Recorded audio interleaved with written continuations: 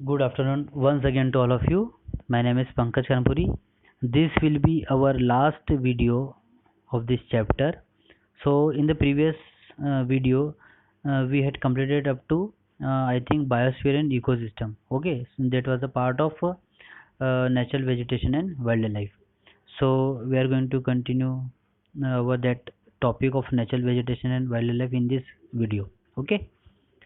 Vegetation and wild life are available resources. तो जो vegetation है मतलब जितना भी वेजिटेशन मतलब फ्लोरा या फाउना है, ठीक है, या बोल सकते हैं हम जितने भी हरियाली उगती है उसे हम वेजिटेशन बोलते हैं। और वाइल्ड लाइफ मतलब जितने भी एनिमल स्पेसीज है तो वो हमारे लिए क्या है, अवेलेबल रिसोर्सेज है। There are innumerable uses of plants. Plants के बहुत सारे है ना, मतलब इन्फिनिट यूज है प्लांट्स के, अलग अलग तरह के यूज़ है ना, काफ़ी इंपॉर्टेंट रोल प्ले करते हैं plants. Wildlife includes animal, birds, insects as well as the aquatic life forms.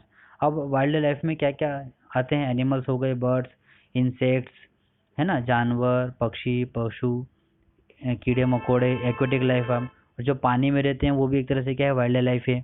They provide us milk, meat, hides and wool. उससे हमें क्या मिलता है, दूध, मिल्क है ना, दूध, मीट, जो नॉन वेजिटेरियन है वो मीट खाते हैं।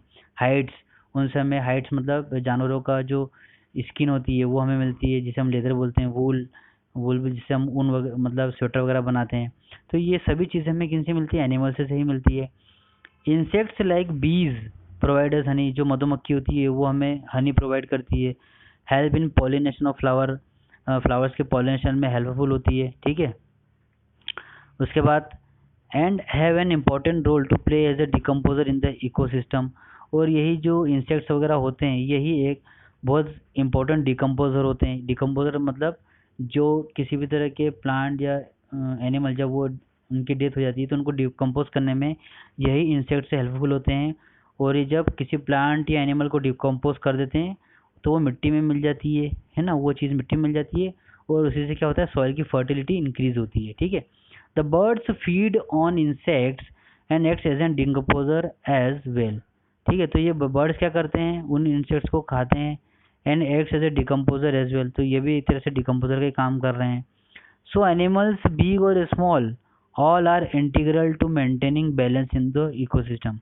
तो फिर चाहे वो कोई सा भी एनिमल हो, बड़ा या छोटा, ठीक है ना, सभी एक इम्पोर्टेंट रोल प्ले करते हैं, सभी का अपना एक रोल है और यही क्या है, इकोसिस्टम को बैलेंस करके रखते हैं, ठीक है। अब major vegetation of the world. अब major vegetation of the world क्या है, forest, grassland, scrubs and tundra, ठीक है।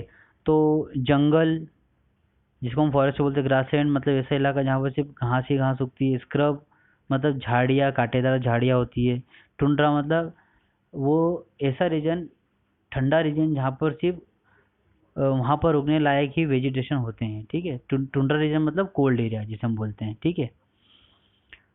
Distribution of a natural vegetation. अब नेचुरल वेजिटेशन दो तरह से हो सकता है, एवरग्रीन या deciduous.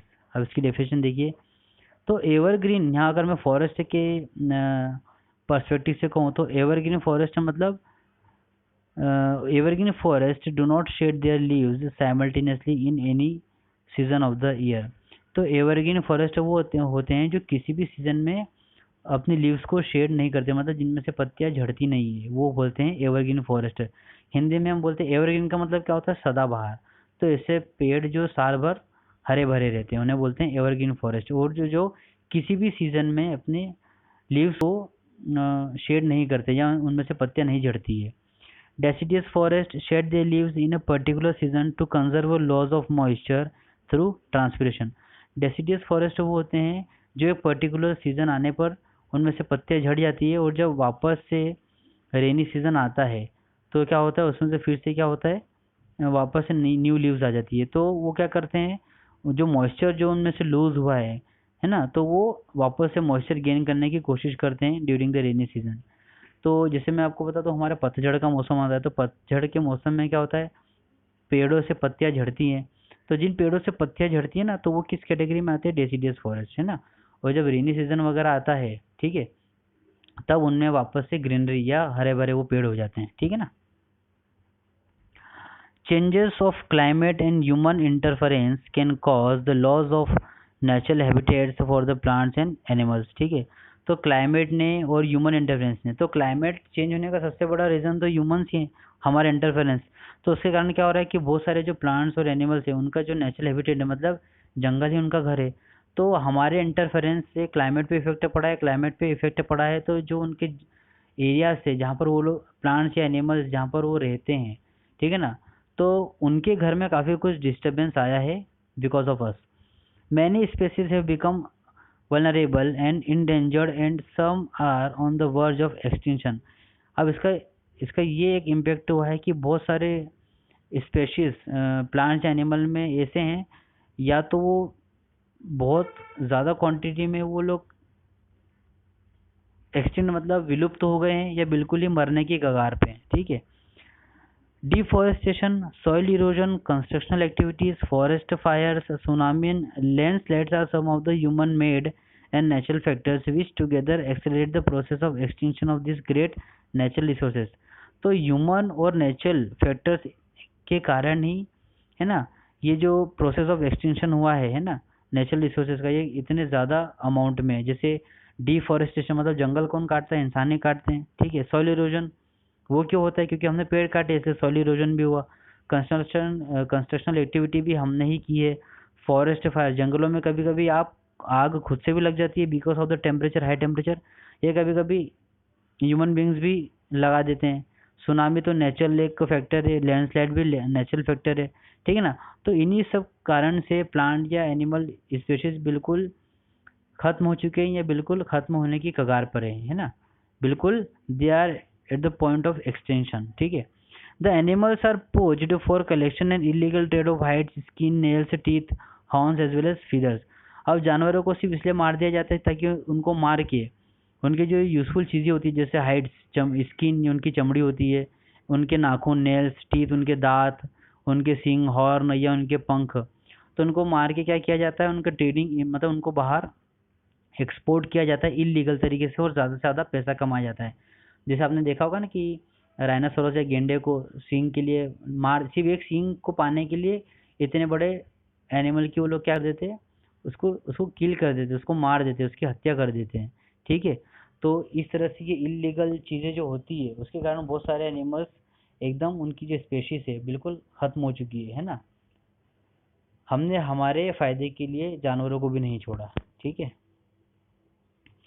there is a balance in the environment if the relative number of species is not disturbed। ठीक है, अगर किसी भी तरह के स्पीशीज को डिस्टर्ब ना किया जाए तो एनवायरनमेंट में बैलेंस बना रहेगा। Due to indiscriminate killings several birds and animals have either become extinct or are on the verge of extinction। कभी कभी आपने देखा होगा कि during the time of Kings मतलब राजा महाराजाओं के टाइम से पक्षियों का शिकार करना, जानवरों का शिकार करना, बहुत सारे बर्ड्स को मारना सिर्फ अपनी खुशी के लिए।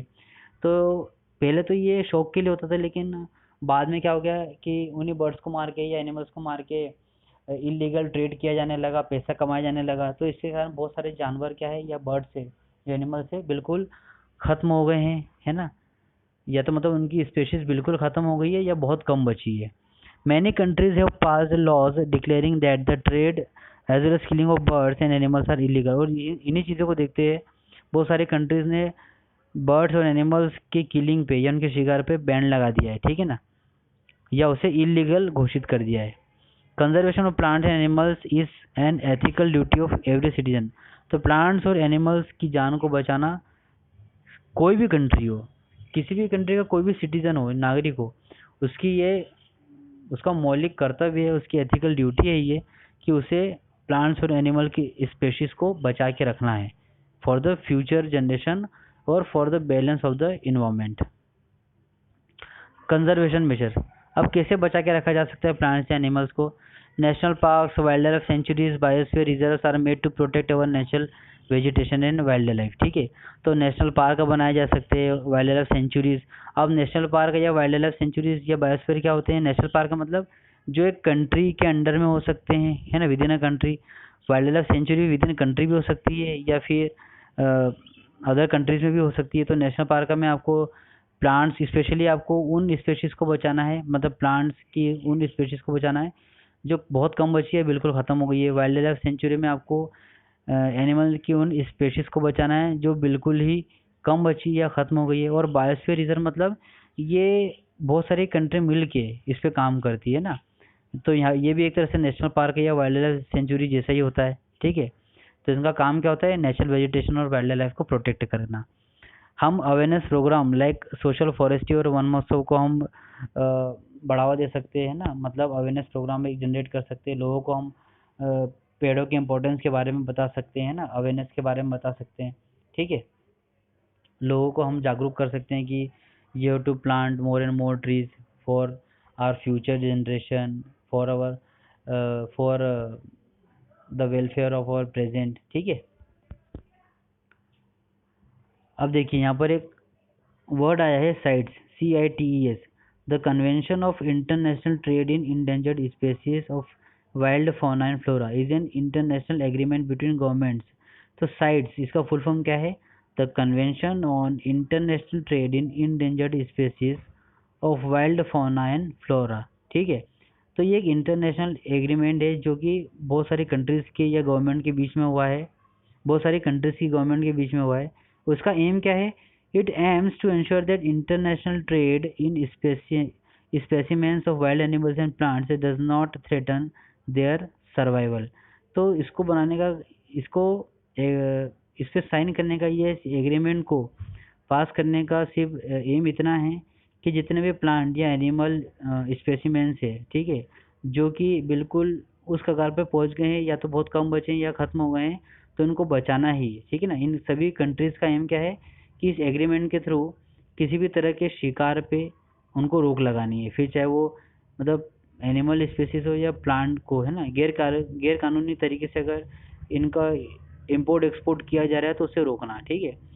रफली 5000 species of animals and 28,000 species of plants are protected. और इस प्रोग्राम से, इस एग्रीमेंट से कम से कम 5000 स्पेसीज ऑफ एनिमल, है ना, जानवरों की 5000 प्रजाति और प्लांट्स की 28,000 प्रजाति को बचा लिया गया है।